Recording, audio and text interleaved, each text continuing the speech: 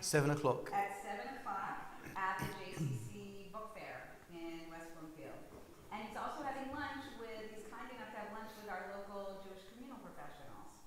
So I am really grateful to all of our partners, but especially to, I know I've been given some credit here. I just had the idea and had lunch with, or breakfast with Alex in Israel and set it all up. But really it's Amichai in the back. Hello, Amichai, who really worked so hard to coordinate this weekend. Before I say a couple of more words about Alex, I just want to, the main event has been plugging it again. The deadline to register to attend in person is on this Tuesday, so on the 12th, in order to attend on the 19th. But also this coming Thursday, another Israel-related talk is Amir Tibon. He is a Haaretz journalist who is from Nahal Oz. He's written a book, The Gates of Gaza, about his family's experience on October 7th and the efforts of his parents to save their family, and in that act also saving many other people. So he's going to be at the JCC at 7. So please do consider coming to that really great event. It's part of the JCC Book Fair, if I did not say that yet. So as we have heard, Alex is the Chief Content Officer at Educating for Impact, which is an organization that partners with Jewish communities in Europe to actively support their growth, vibrancy, and impact. And he's also an adjunct lecturer at the Hebrew University of Jerusalem.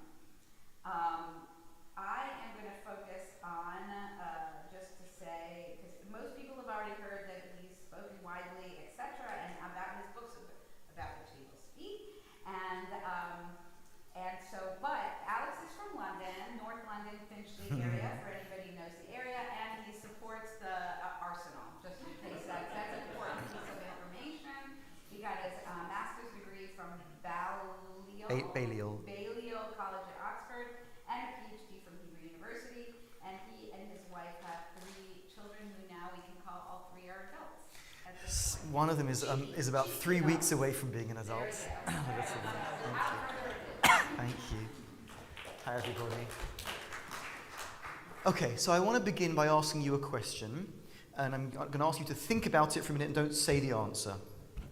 I want you to think back to when your relationship with Israel began to be formed, when you first began to get connected to Israel, to feel that your identity began to kind of engage with Israel. And I want you to think about a historical event or period or person that kind of encapsulates the beginning of your relationship building with your relationship and your identity building with Israel.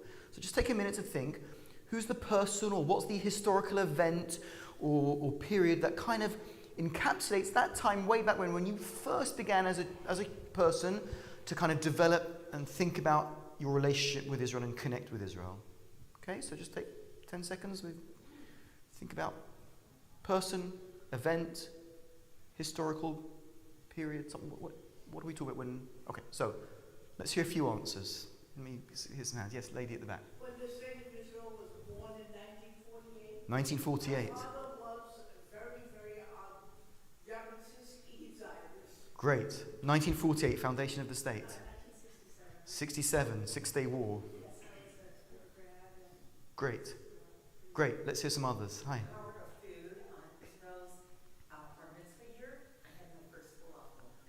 First falafel in Israel's bar mitzvah in 1961, that means? Okay, wow, amazing. Okay. Any others? Yeah. I was in high school and I read the book Exodus. Exodus, right. Leon Uris, yes. Okay, great. So we got the New York Times, and I don't remember a time when Israel didn't matter. Okay. The Times always has stuff on it. Okay. You can't remember thinking back to there's one. Okay, that's okay.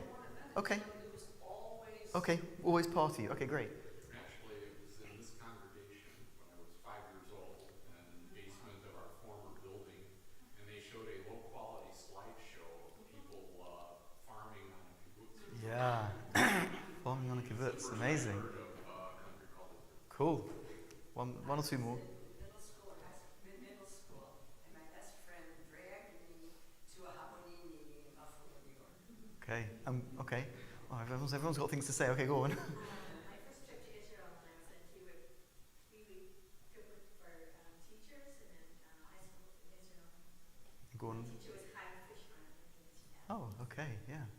wife grew up in his community in Frasaba. Okay, well, let's these two more since you're right here in front of me, and then we're going to. So in the early 60s, I remember my mother always going to Hadassah meetings. Okay, great. Hadassah meeting. Yeah, 68 spent the summer there on a Halloween program. 68 post 6 Day War, great. Okay. Well, let one more then at the back. When I was 4, we lived in Yeshua Steve, and so two of my earliest memories are the smell of net and the sound of Katusha. Okay. Okay. Thank you. Let's just think about the kinds of things that you said. Okay? What are the kinds of historical periods? And I don't think that people didn't name personalities, but I've done this exercise several times, and in demographics like yours, trying to be diplomatic there and politically correct, these are very common kinds of 1948. 1967. Often people say Entebbe. That's often the things that people respond. That's one of the things that come up. Kibbutz. Eating my first falafel in 61. Those are Golda Meir. Often people talk about. Those are the kinds of people and events that were part of us. I guess I'm including myself in your demographic. For me, I'm a little bit. For me, it's people like, I guess, Rabin and Perez and that era.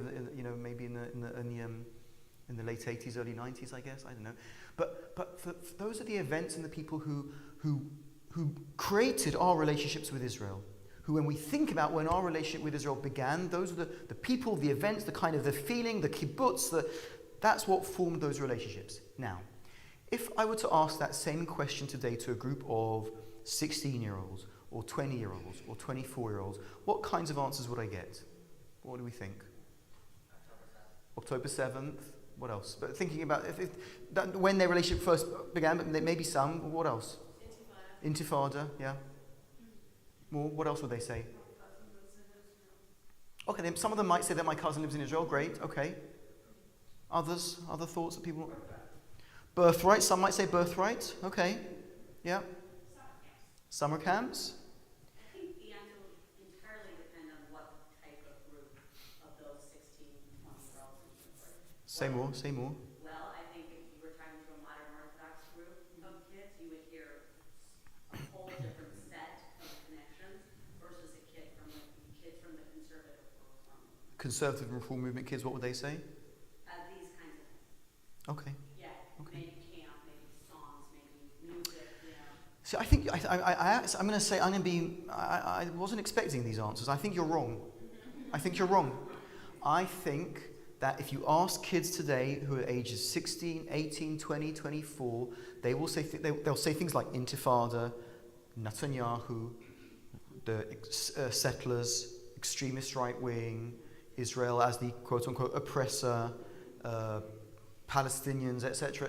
I think that that's the kind of thing that people will say.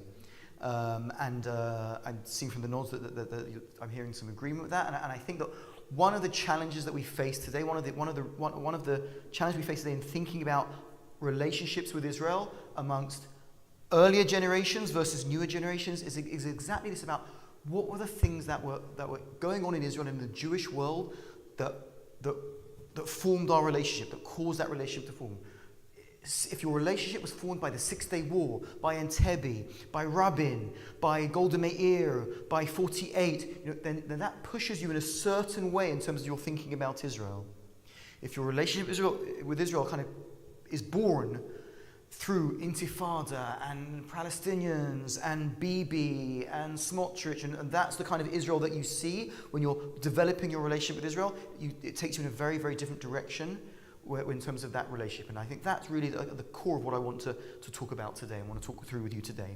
I'm going to hand out a handout now. You'll see that the handout has the first question we already did. Okay, so maybe just take. Well, what I'm going to do. I'll do the moving so that it will go quicker. Let's do it this way. Maybe hand over here. Thank you so much. Thank you. Okay, great. Okay, so maybe Rabbi Nadav, just go. This side of the room is going to need because I already. Yeah. Okay. We can't remember to get Yeah, I'll just say what Eileen wants to ask a question. I will just say, please feel free to stop me at any point and ask questions. I want this to be a discussion. So if we don't get through everything I wanted to get through, that's fine. I'm happy to have for this to be like a more conversational thing. So Eileen has a question, and then this lady here. I just wanted to say that actually I don't think that kids in the 16 to 25, even 30 age do think about the Intifada, and I think that's part of it. Like many people are, it's post-Intifada. I mean, they're Maybe, the new yeah. Intifada, but it's post-Intifada, and so all they do see is, you know, the oppressor, the wars between Gaza and Yeah. Israel. And Okay. Fair. That's fair. Thank you. Yeah. Yes, please. Netanyahu is still in power, and the majority of Israelis find that acceptable. What would it take for the Israelis to say, okay, we no longer find him acceptable? Because there's nothing I can say to my kids that will overcome him. I'll repeat the questions. I've got the mic. So what's your name? Sorry. Audrey. Audrey's question was that the sticking point for her kids is that Netanyahu is still in power after however many years it's been, and which implies that the majority of Israelis are okay with that. You correct me if I'm getting the question wrong. And so how can you if that's what the majority of Israelis want, then how can you argue against that? And just to build on Audrey's point slightly, the sticking point for my son is that this feeling that he has, this negative feeling about Israel, interferes with his ability or his willingness perhaps to take a deeper dive into his Jewish identity. Oh, great. Yeah. Not great, obviously, but yeah, thank you for the point. Okay, we'll go. Okay, go on. I'm an Israeli, and I've been hearing a lot of sentiments that being a Jew and being an Israeli can be separate, and that's, I think, the root cause of the problem. Yeah, which relates to the point here about this, the Israel being a barrier. This Israeli, whose name is Galit, said that she hears a lot that people are saying that being a Jew and being involved in Israel have become separate, which is certainly not how it used to be in the past, and that relates to, again, I forgot your name as well, sorry.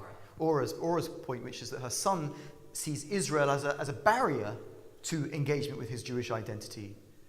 Again, in the old days it used to be a catalyst, now it's a barrier. Let me throw a few more ideas onto the table, and we'll continue to talk. Have a look at the very back page. The very back page of the handout has these two colour photos, and these colour photos, these illustrate the point that I made in my Dvar Torah, in my sermon earlier, okay, about these two conflicts. And I think in order to understand how a previous generation saw the issue versus how today's generation sees the issue, this photo explains it in 30 seconds. I often used to joke with my students that I could explain the history, the issues of Israel education in 30 seconds, and this is what I would do. I'd give them these two maps and do the following, right? The first map, that's how, I'll speak for myself, but I think I'm speaking from what I heard from you. That's how I and my parents and that generation above me, that's how we saw Israel, right? Israel, teeny tiny country surrounded by 22 Arab states who want to destroy us. That's the map that describes our understanding of the conflict in the Middle East. The map on the bottom is the map through which young people understand the conflict in the Middle East.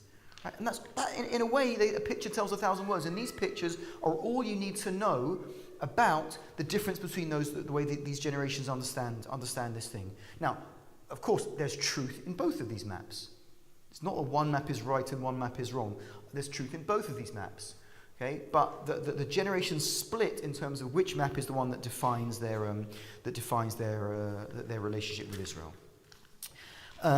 Let me say a few words now. We're going to go on to point 3 of the handout, and here I'm really going to speak to the point that Audrey made about Netanyahu, and about the fact that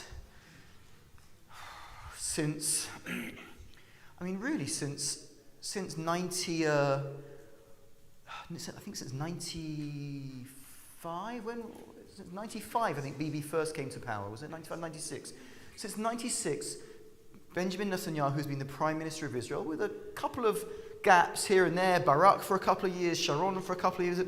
He's basically been the Prime Minister, and certainly if not Prime Minister, kind of a leading Israeli politician and driver of the Israeli narrative since 1995. I mean, that's That's 30 years. It's 30 years. You know, in 30 years' time, we'll be saying that about Trump in America. But no, that's a joke. That was a joke. No, I promise that I'm not going to talk about the orange elephant in the room. So we're not going to do that. But we'll talk about only about Israel. This is it's from a piece that Thomas Friedman wrote. Thomas Friedman, by the way, I mean, you've got David Brooke coming, which is amazing, and he's also, I think, outstanding. I think Friedman has been really one of the most incisive and insightful writers about Israel, you know, going back since for many decades now, but especially since October the 7th. This is a piece that he wrote, actually before October 7th, and he wrote the following. You did not go to Camp Ramah with these people. He's talking here really about the right wing, about Smotrich and Ben-Gvir and those kinds of people. Your family did not vacation in the Catskills with these people. Your parents did not meet these people on their last UJA tour to Israel. They are to the right of the far right, but now they have positions of real and central power. So there is in Israel today, Israel is run by Netanyahu, by the way, is the moderate. That's the crazy situation they're in. He's the moderate in the current government. He's the one who's, quote unquote, putting the brakes on the people like Smotrich and Ben-Gvir and people to the right of Netanyahu.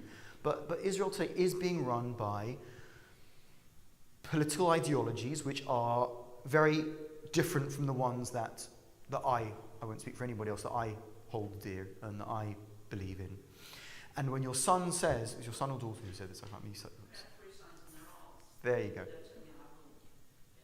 Okay, so when your children say, how do you justify Israel? How do you redeem Israel when it's a democracy for the time being, and the democratically elected people, that means the majority of people are supporting Netanyahu and Smotrich and Ben-Gvir. So how do you redeem Israel?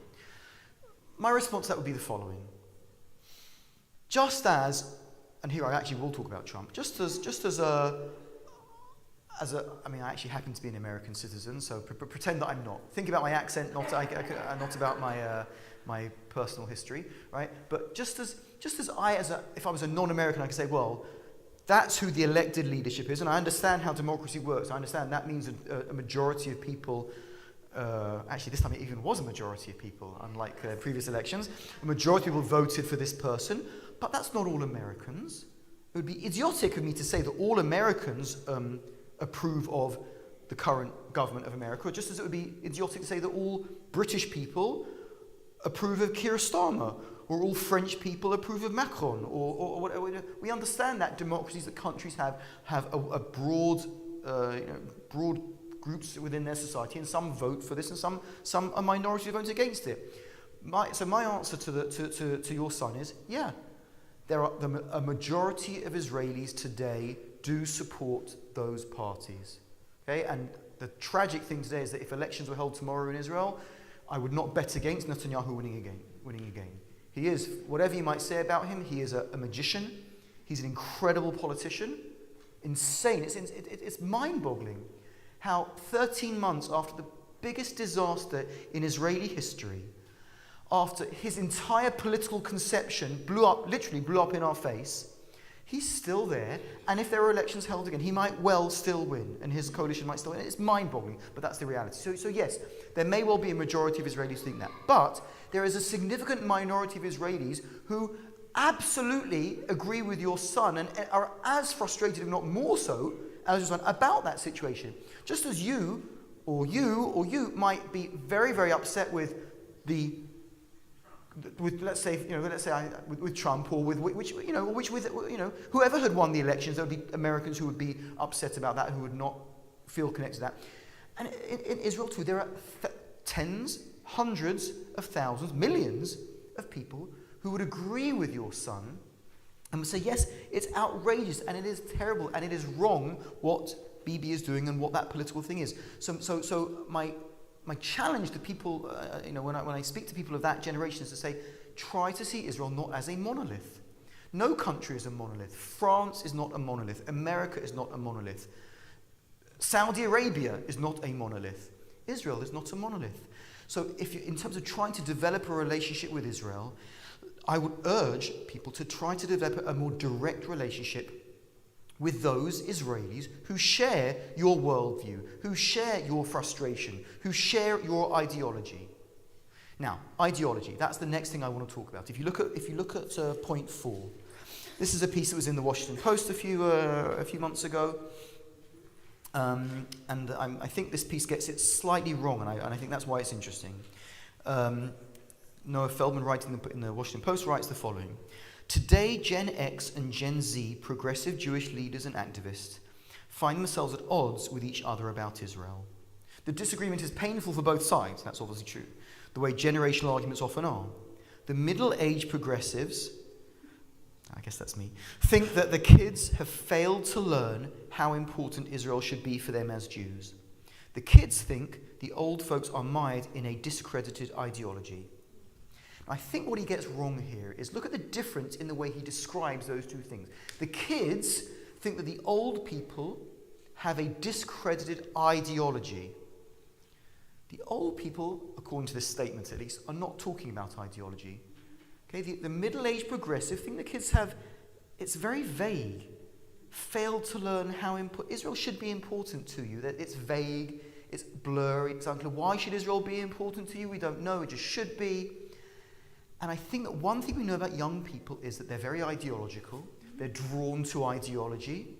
And I think that one thing that we need to do as the older generation who are frustrated with is to be more ideological. We have allowed ourselves to lose our ideology about Israel. And when you think back to some of those events from the past, which we began with 1948 and 1967 and Golda Meir and Entebbe and Israel's Bar Mitzvah, that was a time of ideology. That was a time where Zionism and where engagement with Israel was an ideology. It was a movement. It was more than just a vague feeling of, oh, wouldn't it be nice to be connected to Israel?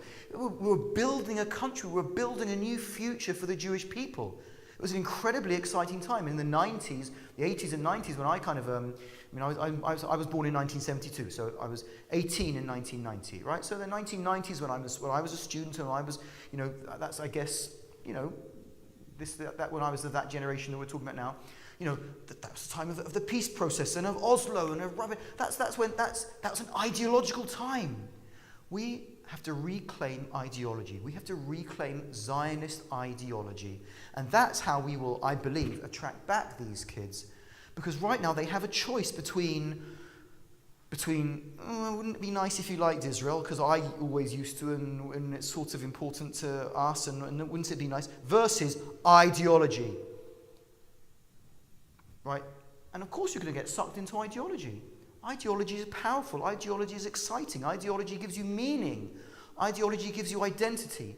We have to reclaim ideology as Israel Connected people, as liberal Zionists. Let's think a little bit about what that means, and now we're moving on to section 5. What does it mean to develop, to reclaim ideology? We've allowed the right wing to define Zionist and Jewish narratives, Zionist and Jewish ideology. In Israel today, the right wing, we Israelis have allowed the right wing to define Zionism on their terms, to define Judaism on their terms, Judaism as a orthodox, fundamentalist, messianic religion. We've allowed them to define Zionism as a one is greater Israel, right-wing messianic version of Zionism, and we've allowed them to reclaim that narrative, that ideological position. Our challenge is to claim those ideological conversations back and to claim those narratives back. And this is a Jewish challenge as much as it's an Israeli challenge. And here I relate to Ora, to your point again about your son. We've allowed Judaism, we've allowed the Jewish narrative to be claimed by the Orthodox and the right wing. I think that's true in the diaspora as much as it is Israel. As was mentioned, I work a lot in Europe. Most European Jewish communities are like Israel, where the system of community governance is run by the Orthodox and run by the right wing, and there's very little space to be a liberal Jew in most of those communities. America's a little bit different, and America, because of the federation system and the pluralist system that embodies, is a little different, but America's in danger of going in that direction as well, unless people like us, people like this community and other communities like it, we have to roll up our sleeves and we have to reclaim those narratives. Reclaim the narratives of a robust, liberal, Jewish, Zionist identity. And that takes me to the next bullet point about JVP. And some of our friends outside, I don't know if they're still there. Will they be out there when we? No, they've gone home for lunch. Okay.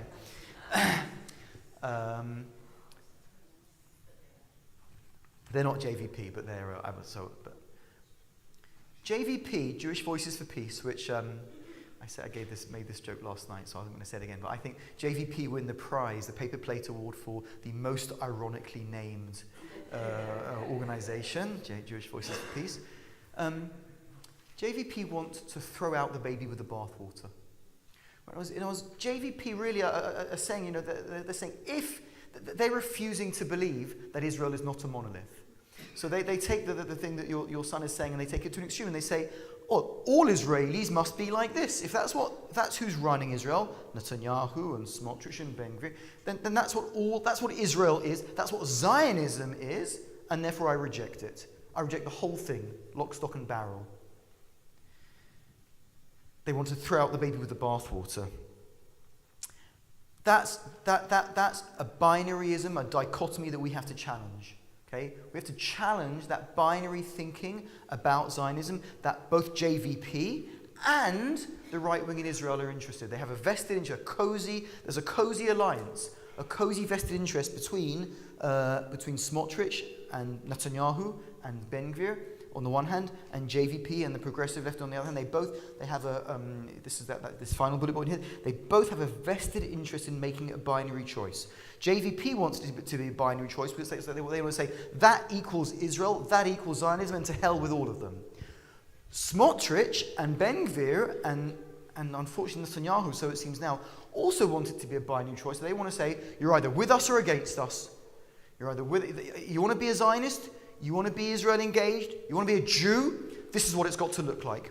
And there's no room for anyone else or for any other kind of Judaism, for any other kind of Zionism in this equation. That's why in Israel today there's a massive delegitimization attempt underway against all kinds of left-wing organizations, New Israel funds and all kinds of other, B'Tselem and all kinds of other more liberal left-leaning NGOs and all that kind of stuff.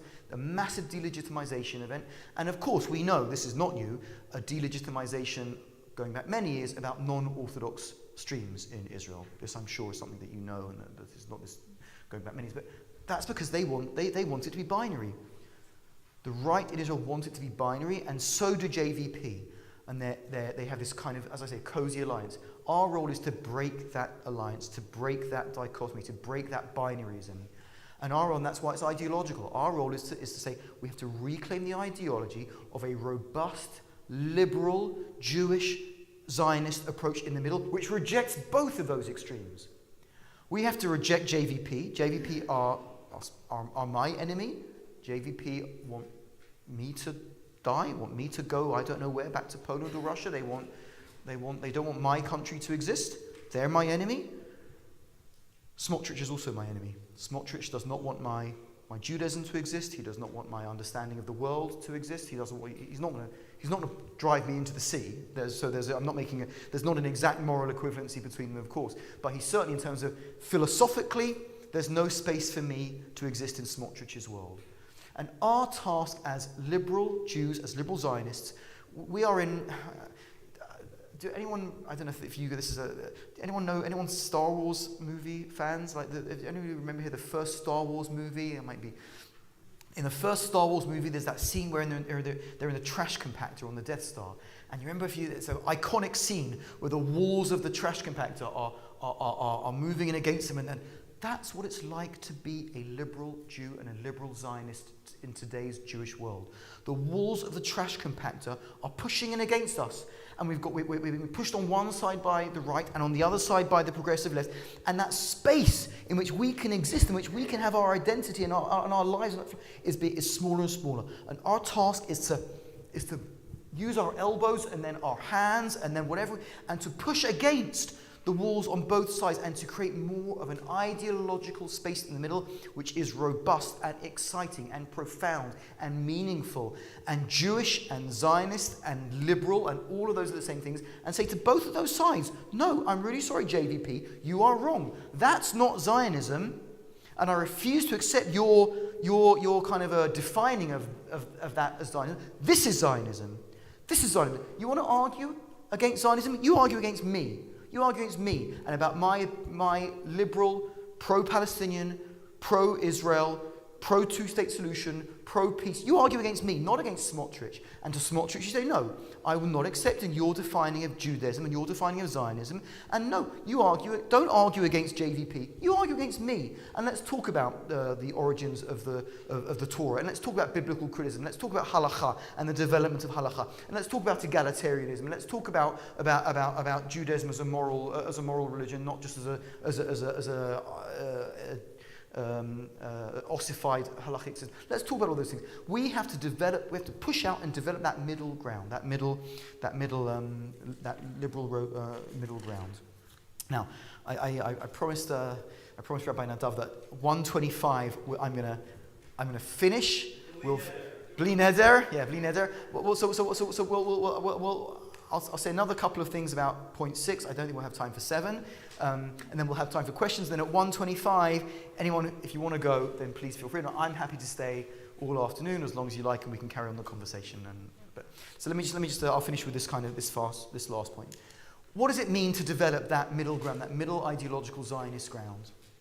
And here I call it grasping for shared ideological commitments. And here I'm really thinking of the extremists on both sides, probably, but certainly the extremists on the JVP, we can't touch, probably. I think there are some people who are kind of beyond, can't persuade them, but there are many people, I'm guessing like some of your kids, who, if we spoke to them in the right way, if we allowed them the space in our communities, the right kind of space, might still and would still be able to become, to rejoin our shared ideological space. And I think that's our challenge. What kinds of ideological statements do we need to make to those kinds of young people to enable them to rejoin our spaces, to rejoin our community? I don't mean community, this particular community per se, but the begadol in you say begadol in English, in big. That's not how you say begadol in English.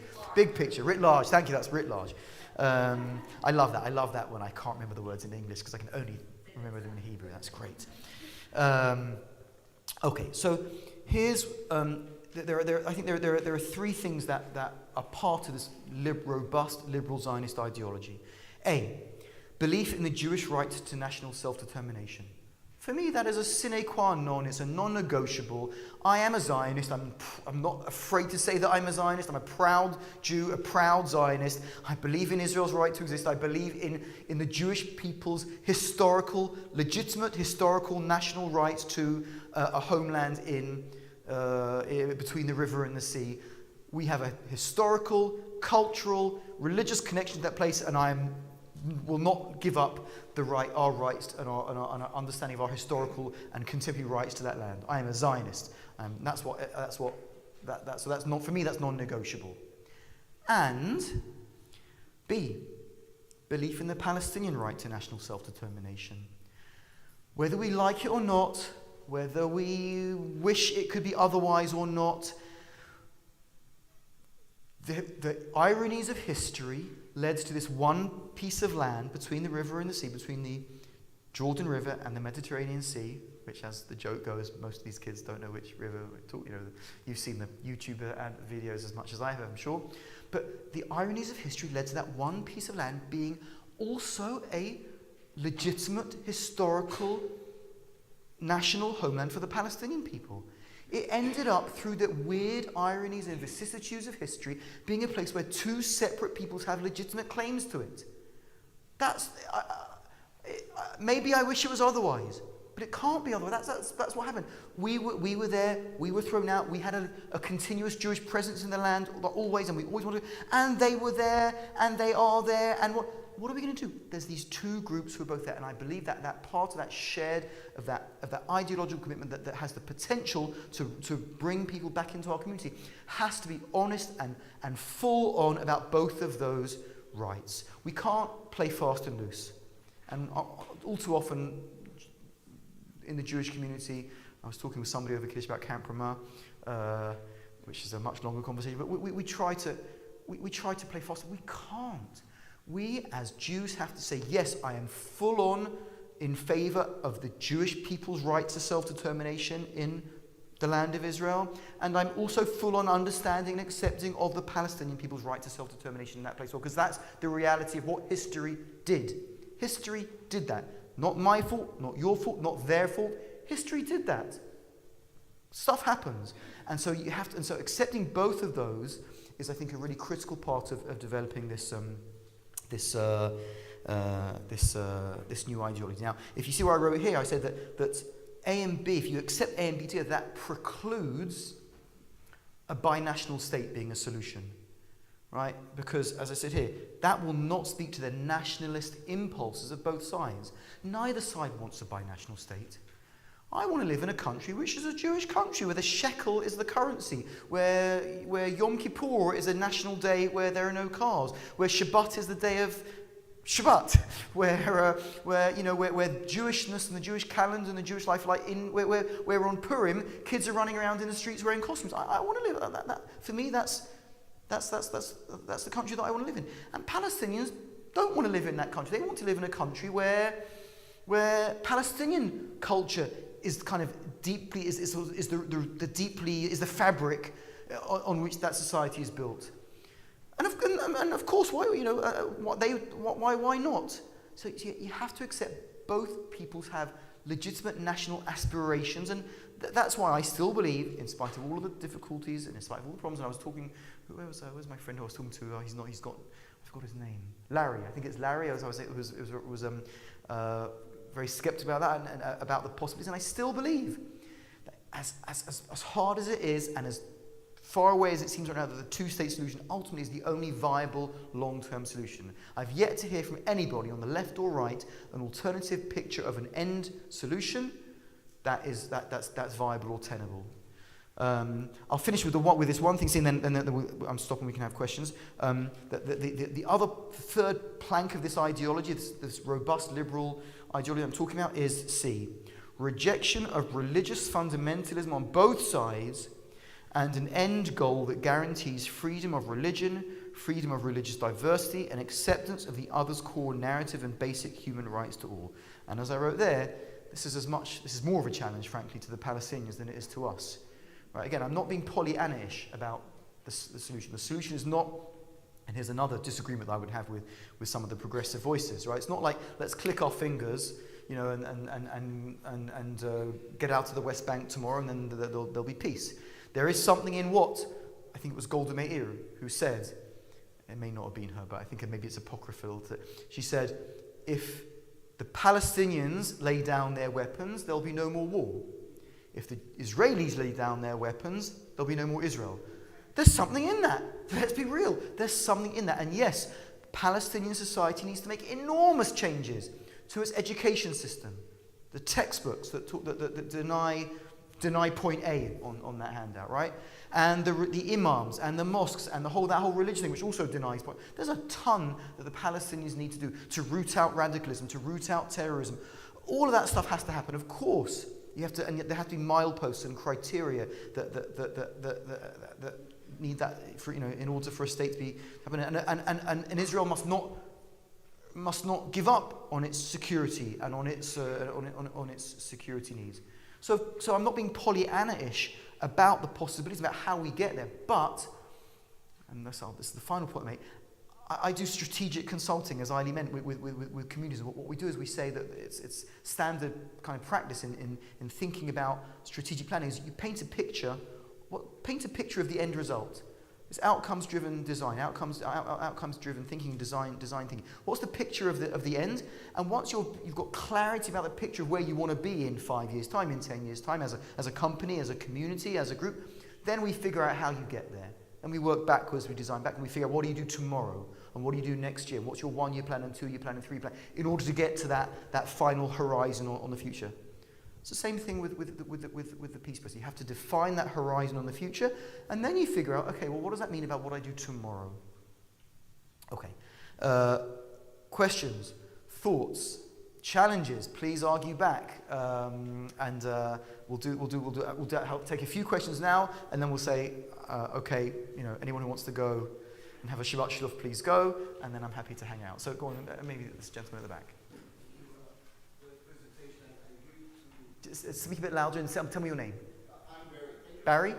Yes, Barry. Thank you for your presentation. I agree 99% with what you said. But let me try and challenge you. Great. In the way you finish.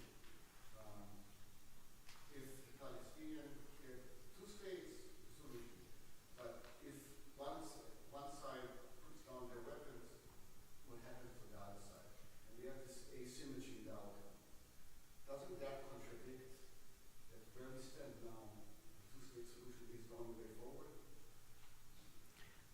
So I'm not sure that I'm understanding. I mean, with that reality, that asymmetry of the outcome on one side puts down, we got to the solution of the two-state, we got to the, I don't know how, but let's say we've gone to it. But there's still this asymmetry exists. And the asymmetry is that If one side puts down the weapon, what happens to it? So, one side meaning Israel? If Israel puts down their weapons, they will be Right. slaughtered. If Palestinians put down their weapons, probably they won't be slaughtered. Right, so I'm... That's how you Okay, right. explain the asymmetry. So, Are we supposed to look into ways to solve that asymmetry first before we talk about the two-state solution? so if I'm understanding you right, I'm not sure. I guess I would say I don't think that Israel can put down its weapons, Right. and I just think and may never be able to put down its weapons. I'm not sure. I don't think that necessarily contradicts there being a two-state solution. I think that maybe in 100 years' time, who knows? But certainly in the near future, I don't see a time where Israel can put down its weapons. So, is that answering your question or not? I mean, maybe I'm not understanding the question. Yeah. Yeah. Maybe I was trying to focus attention. How can we move forward? And I'm thinking it's actually your last paragraph. There's asymmetry that we need to focus on. How do we fix that asymmetry? As in. I don't have to. Okay. What was the next question to try and address? Okay. Yes, over here. So I want to maybe follow up on his point, and that is that I don't have a solution other than a two-state solution, but I think you'd be very hard-pressed to find more than 10% of Israelis who view that as a solution anytime in the foreseeable future. And I don't think you'd find 10 Palestinians, not 10%, 10 who would view that. And their charter calls for the destruction of the state of Israel. So they can say that they believe in a two-state solution, but they've been educated for decades that the only solution is the eradication of the state of Israel. So how do you move to a point where both sides see this shared end state when I don't think you could find any people there who believe that? So I'll just give a response to that. Maybe I think maybe if others are wanting to respond to that as well. I agree with you. I agree with you about the Israelis for sure. That at the moment, 10% may even be an overestimate, right? Now, at the moment, and partly because of October 7th, and Israelis are deeply still in this kind of traumatized place. We can't talk about there's no PTSD in Israel right now. We're still in the middle of the T. And October the 7th is every day. And as long as the hostages are still in Gaza, we will not get over. I mean, it's like a kind of open wound. A wound can't heal while there's still like a bullet in it or whatever. So you're right. Right now, there's no constituency for this kind of approach. 100%. Okay, I agree with you. As somebody who believes that ultimately that's where we have to get there, that's the challenge. How do you begin to change the ground, change the context within Israeli society and begin to change people's hearts and minds in order to get there? I don't have an easy answer to that. I've got no idea. It's an enormous challenge, but that's the task that we have to do. Okay, so I don't say it's easy, but I think that's where, in terms of the Palestinians, you're also right that I'm not sure if it's 10 or what the numbers are, but it's a small percentage of Palestinians right now are in favor of this kind of two-state solution and repression and acceptance of Israel's right. Of course that's true. Now, historically, if you look at surveys of Palestinian public opinion going back 20, 30 years, you'll see that there are ups and downs when they ask that question. To what extent do you believe in a two-state solution versus violence? That there are ups and downs. That it was much higher during the Oslo years, and then it went down and went up. So there are ups and downs. Historically speaking, when there have been peace processes that have looked like they might be leading towards a diplomatic horizon, those percentages go up in Palestinian society. And what I think is true probably of both societies, the numbers are going to be different, but in terms of both sides, there are three camps. You have the rejectionist camp. I'm not making a moral equivalency, but in Israel, that's the right wing, the settlers, the Smotriches, etc. And in Palestinian society, that's Hamas and Islamic Jihad and the fundamentalist Islamists. Right, so you have the rejectionists. You have on the other extreme, much smaller today for sure, you have the peaceniks, smaller in Israel, maybe even smaller in Palestine, in Palestinian society, but they're there. I know them. I've been involved in programs with them. There are Palestinian peaceniks. Again, maybe there's not many, but let's not paint Palestinian society as a monolith either. Just like we don't want us to be a monolith. They're also not a monolith. There's a Palestinian peace camp. And in both societies, there's a big chunk of people in the middle who are the swing voters, who historically have gone in different directions. Right? And that's true in Israel and in Palestinian society. In Israel, there were times where in my living memory and all of our living memories, where that middle ground was swept more into the left. And there's been times right now where that middle ground is swept more into the right. But that middle ground is malleable as a constituency. It's movable as a constituency. I mean, that's the historical reality is that middle ground can be moved in both communities. So the challenge is, how do you change the context, change the politics, change the incentives to move them slowly over time? And I like it. It's not going to happen tomorrow. But if the end goal is that you want this group to move here, then what policies do you need to put on the ground in order to make that happen, or to make it more likely to happen? So, Galit, you wanted to say something as the Israeli. So you talk about the two-state solution. It's actually the three-state solution. Go on. You have the Hamas in Gaza, you have the Palestinian Authority in the West Bank, and you have Israel. How do you reconcile between them? Yeah. The second comment I have is that October 7 happened in Gaza when there's no settlements there. Yeah. To me, it's puzzling why it happened in Gaza when you were surrounded. Gaza was surrounded by kibbutzim who were peaceniks, right? Yeah. And human rights activists who helped them in their everyday lives. Why didn't it happen in the West Bank?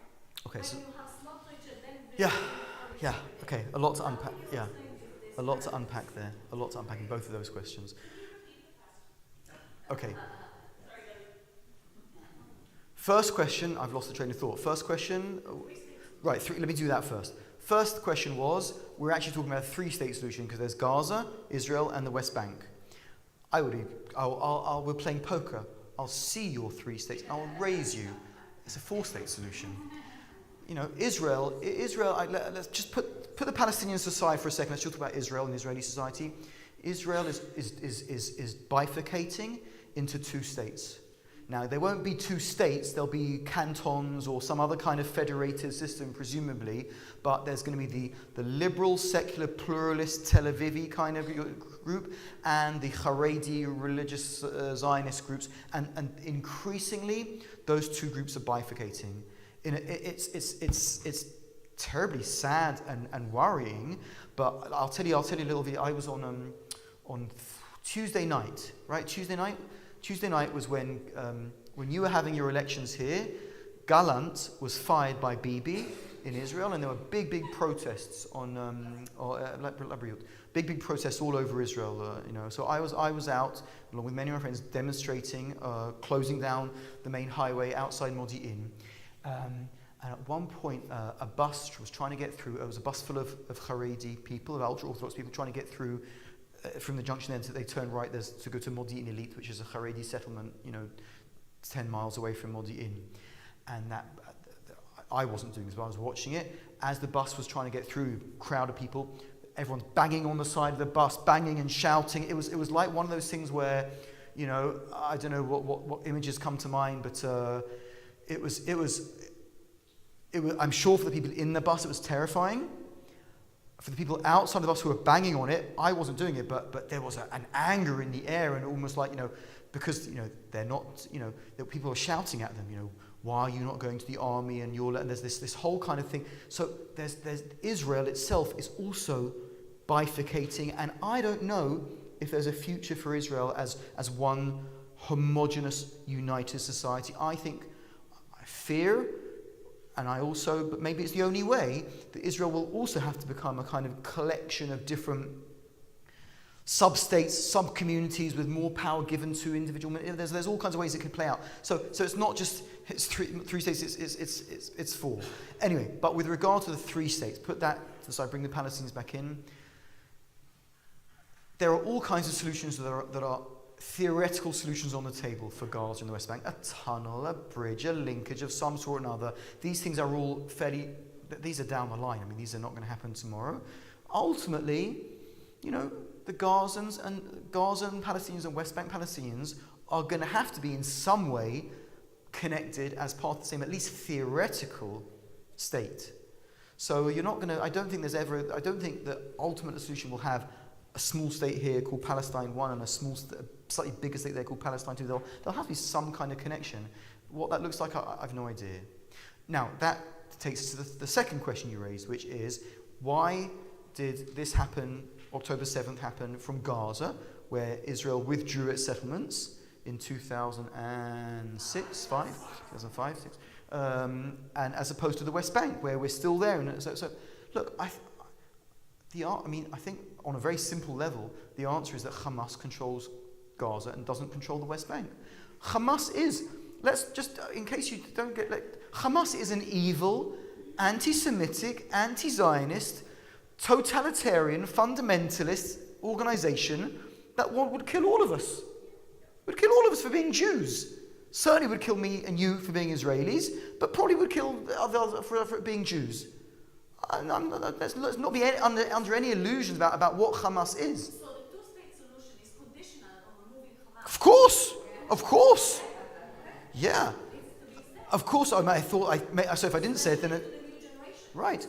Of course. Listen, when I talk about that strategic horizon, and then what kinds of criteria and mileposts and steps can you build in order to get there, it's very clear to me that those steps have to include the de-radicalization of Palestinian society, reform of its education system, removal of Hamas as any kind of as any kind of power within its side. Say again? UNRWA is already history. UNRWA is part of the problem. I mean, in that sense, all of these things clearly have to happen in order for us to be able to enable that end goal to have any chance of happening. So for sure, Hamas, absolutely. But that doesn't mean to say that we have to ignore that ultimate goal. Both things can be true at the same time.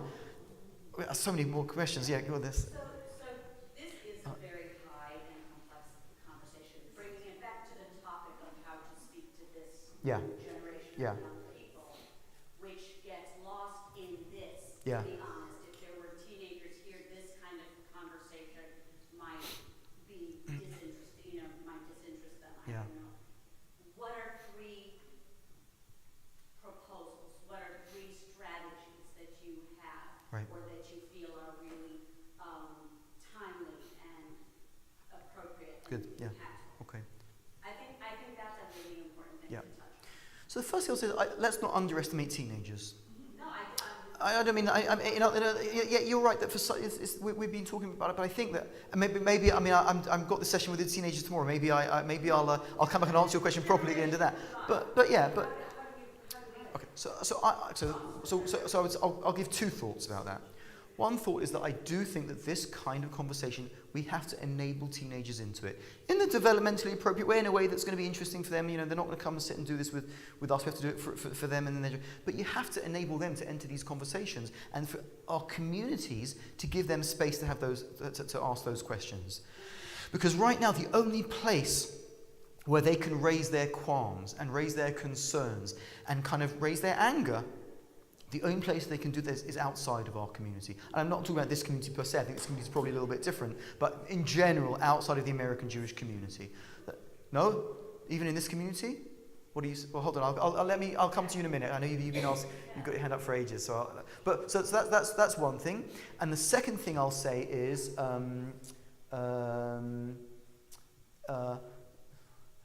I think, and I'm going to Hillel on Monday night, and they'll probably kill me for saying this. I think that I'll say it this way. When I walked in this morning, our friends out there, they've got the Israeli flag with, I think it's got a cross through it or something like that, I can't remember exactly, and then the Palestinian flag on the other side, saying in other words, well, you know, it's not that and yes this. We in the Jewish community need to be brave enough to put both flags up.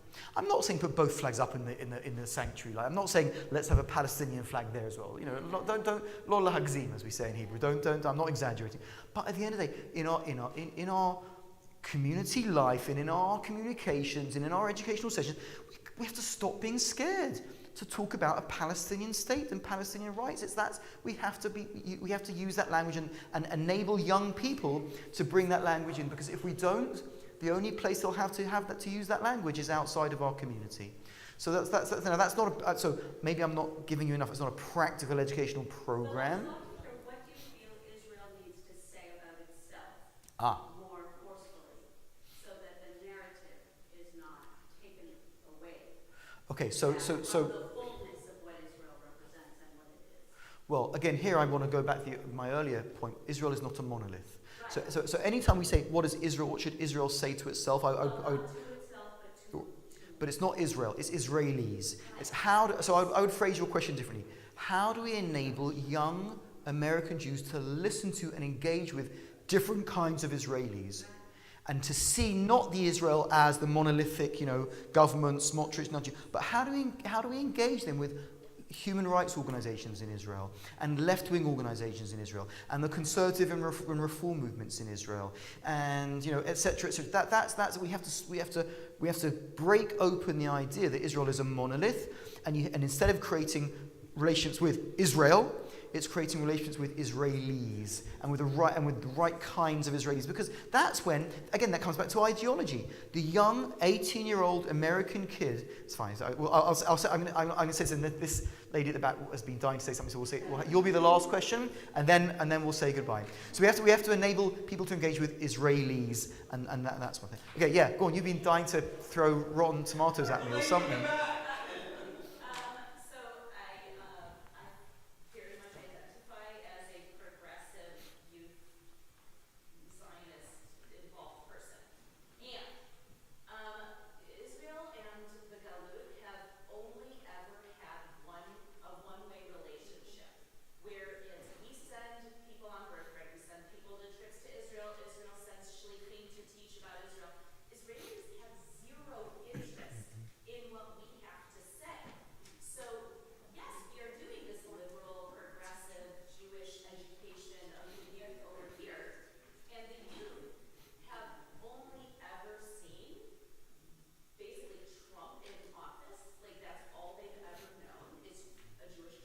Yeah.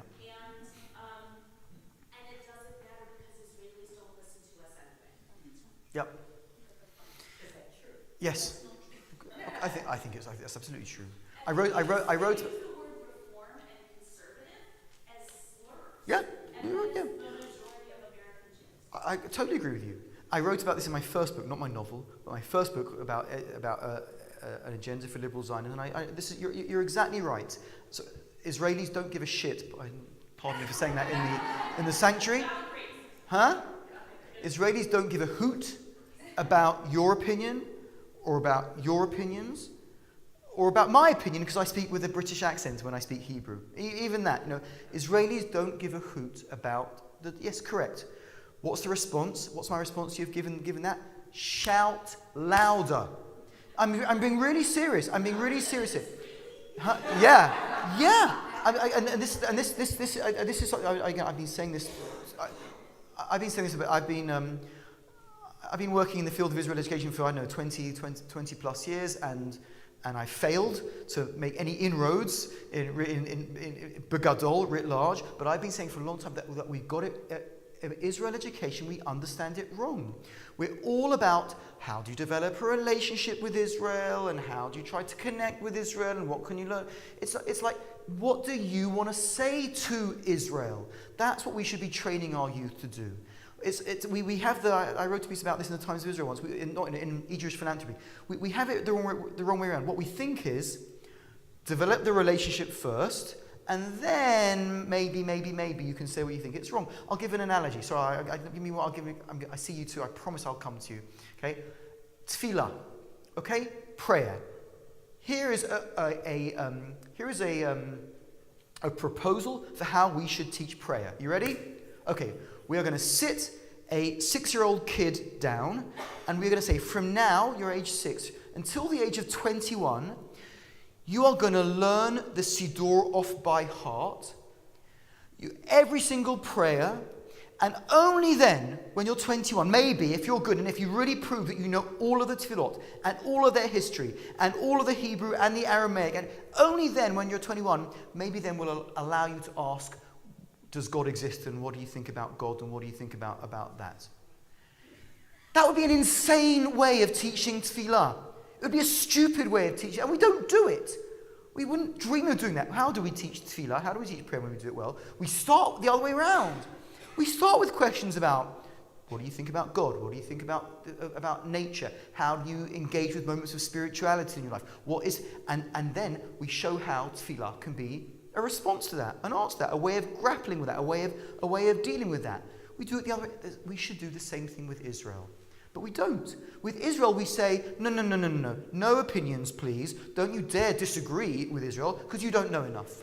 Come back to me when you're older, and when you know all of the history of the wars, and you can speak Hebrew, and you know all of the prime ministers, and you can reel off all. Only then, maybe we'll allow you to express your opinion. It's insane. It's insanity. We need to rethink that. Because we need to understand that expressing opinions and being pushed into a situation where you have to develop opinions, that actually is a way of developing connection. Middle school teachers know this very well when they teach social studies. Middle school teachers who teach social studies well will raise an issue like abortion or capital punishment or taxes or whatever it might be. And what do? You ask kids to develop, ideally, contradicting opinions. One of the best teachers I ever had in my life as a kid gave us situations where we had to come prepared to argue both sides in a debate, and only when we got to class that morning did he tell us which side of the debate we were going to be on. That's good teaching. Why are we not doing that with Israel education? Allow kids to express opinions, to develop opinions, and connection will happen through that. That's contradictory to what you said earlier, and also didn't answer my question. Oh, I'm sorry. Okay. I wasn't meaning to. Go on. Yeah. Doesn't give us a roadmap, and if anything, like an early step should be like the Sufnut should send birth right here. I totally agree. I'm not trying to fob you off. I apologize if I didn't respond to your question, then that wasn't my intention. I'm in full heated agreement with what you're saying, and I think The relationship is not on our part. Say again. The relationship building responsibility. Yeah. We've done it. It's no longer our part. It's on them. It's on them. The relationship is a two-way relationship. It is not a one-way relationship, and it is very hard to be in relationship with somebody who,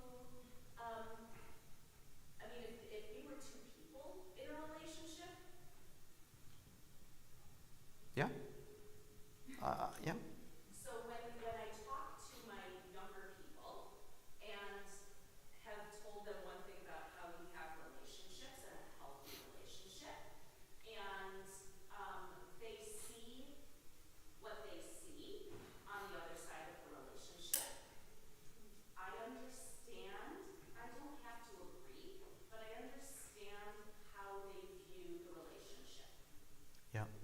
Again, I agree with you. I guess the only thing that I would add or change is it's again about Israel being a monolith. Wait, let me say. There's no relationship. No, but see, here's where I'd push back. I believe that there are Israelis who would be interested in the kind of two-way relationship that you are seeking, and that the kids. There are. I mean, you can shrug your shoulders, but there are, because I know them. Those organizations exist. Those people exist. Yes, they're tiny. Yes, they're tiny. We have to start somewhere. So when kids are feeling that the relationship is one way, and then you have. Those people have to reach out to us. Okay, that's yeah. You're doing more questions. The only reason I'm standing up is for those who need to leave. Yeah, please. I want to have the chance to give Alex a round of applause. Okay.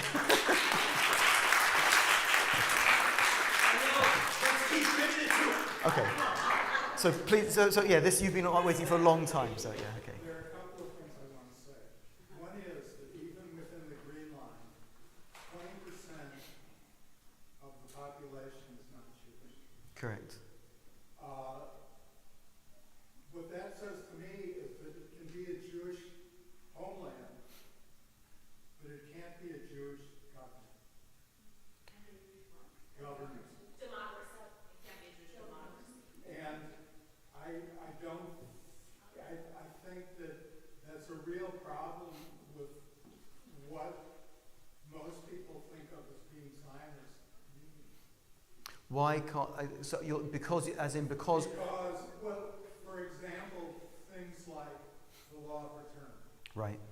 Whereas I had a teacher from Bethlehem who married a person in East Jerusalem. Mm-hmm. She never had the right. Right. Right. I understand what you're saying. Yeah.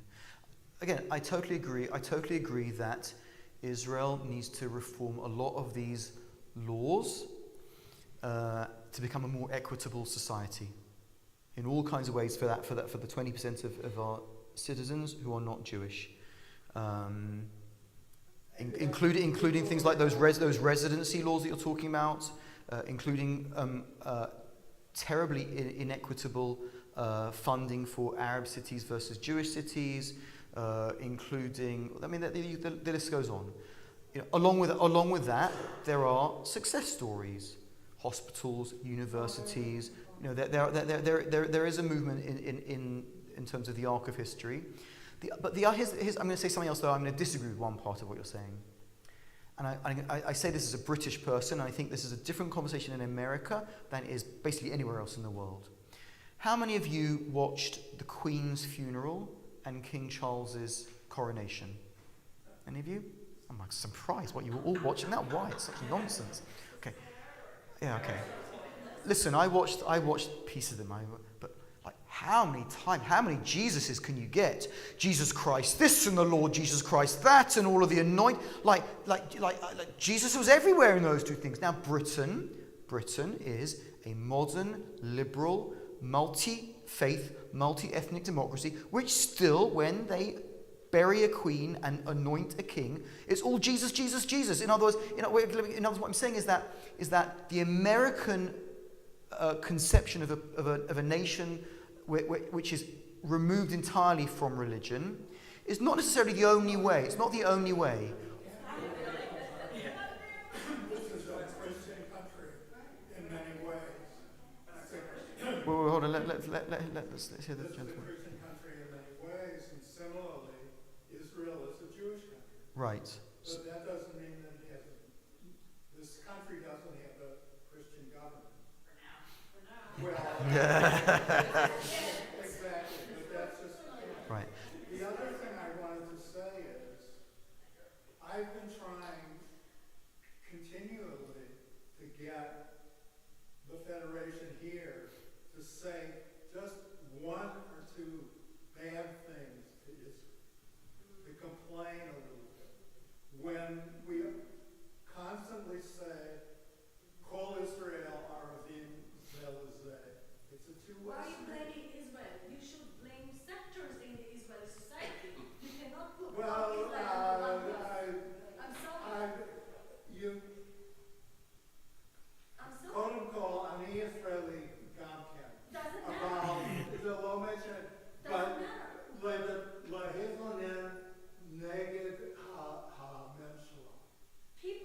voted even yesterday, Shalala is voting to other parties. Just as Yeah. people in the United States, Israel is pushing on the United States.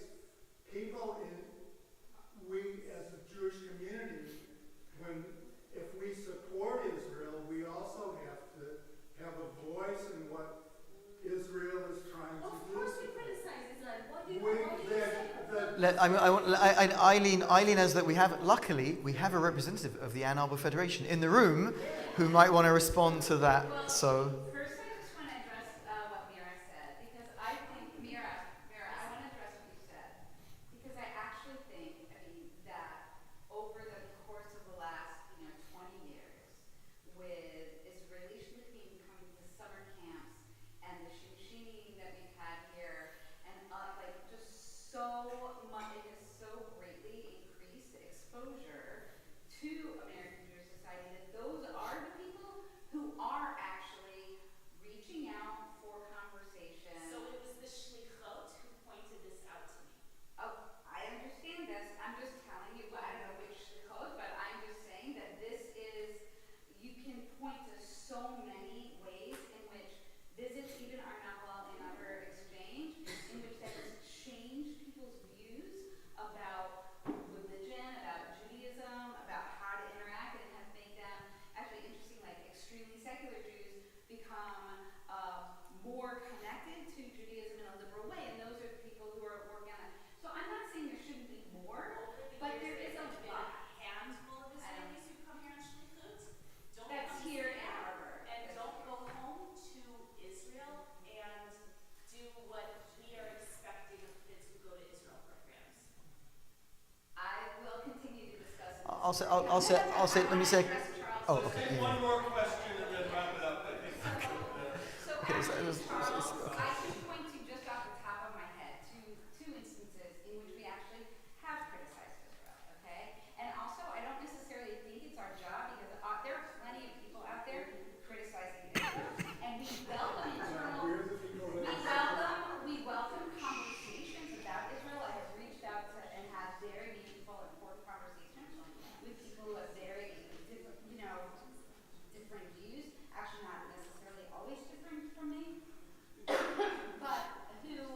but our job is to inform people and to connect them, and to create spaces for these conversations.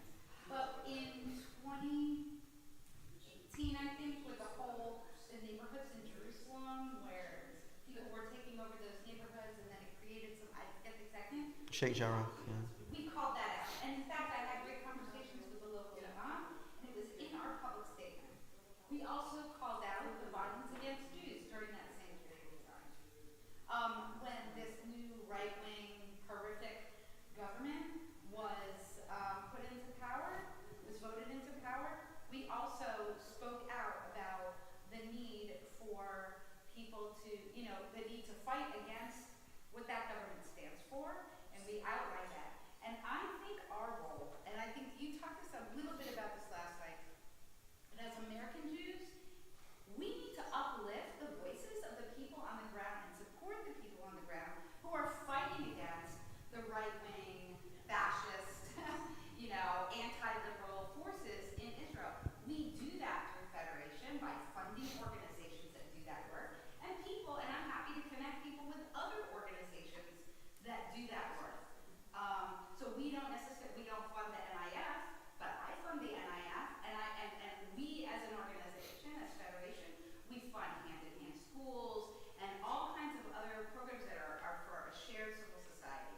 So I think when I hear If Not Now kids who want to also sort of throw the baby out with the bathwater, although they're less anti-Zionist, I say, stop doing sit-ins in your parents' organizations and uplift the work of the Israelis on the ground who are doing this work.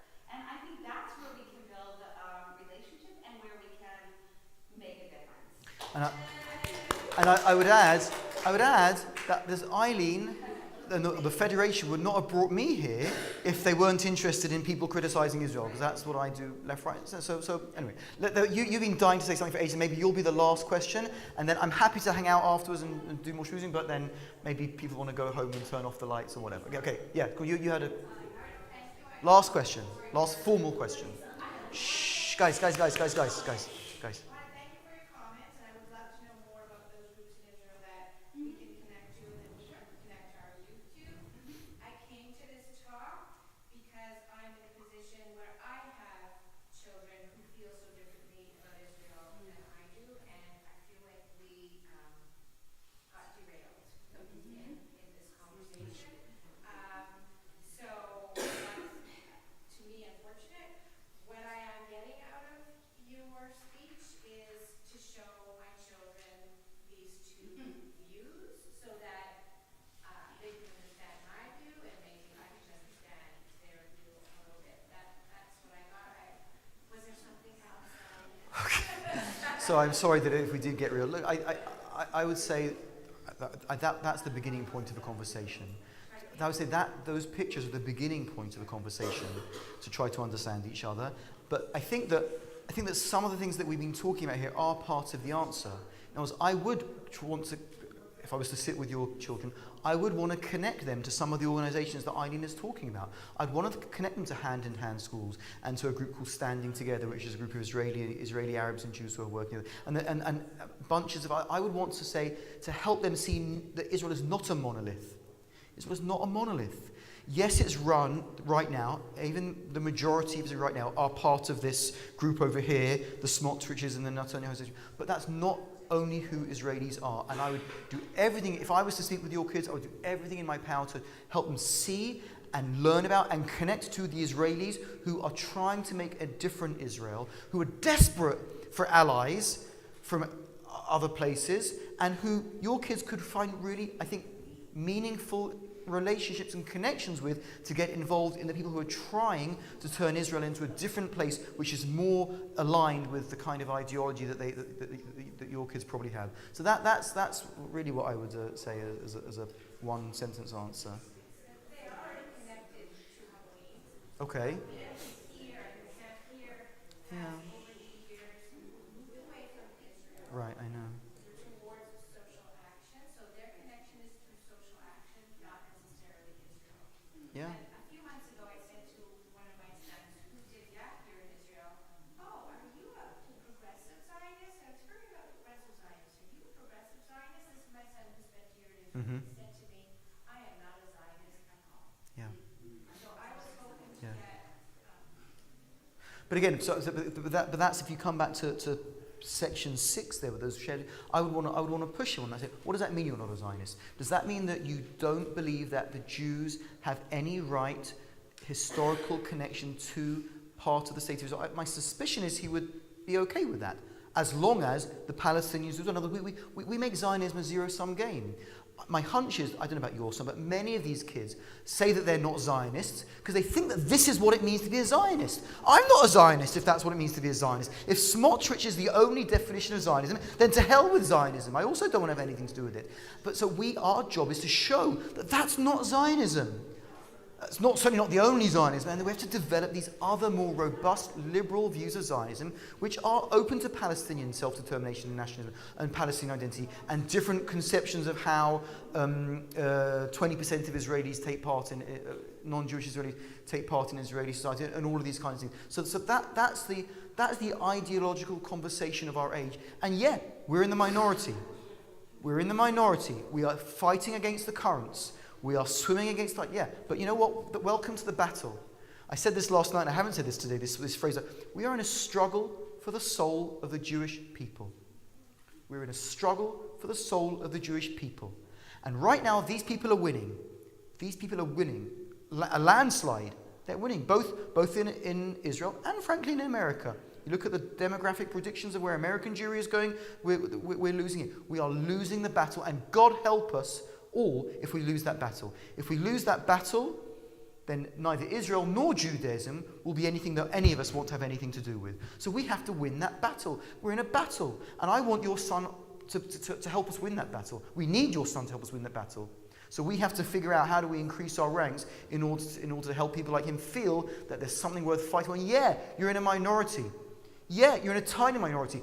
Good, that's what it means to be in a battle. You think that the civil rights leaders in the 1960s were the majority? No, they were the minority. You think that Mandela in South Africa was the majority? No, he was the minority. Yeah, to be a battle means you have to be an underdog and to try to overcome the overdog. That's where we are right now.